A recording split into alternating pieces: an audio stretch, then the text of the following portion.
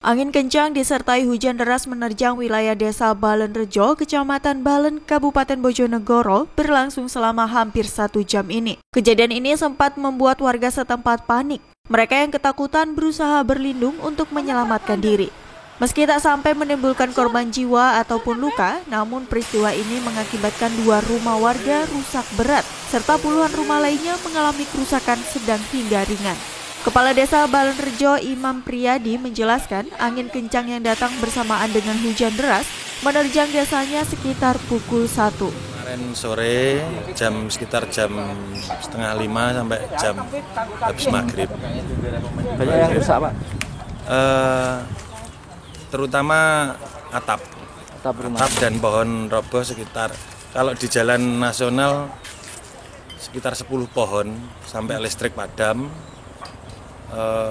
Terus rumah warga rata-rata atapnya.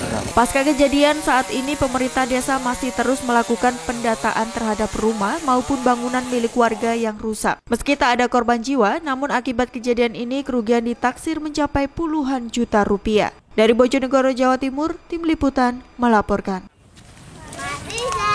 Halo, Mas Soi, Radar Bojonegoro.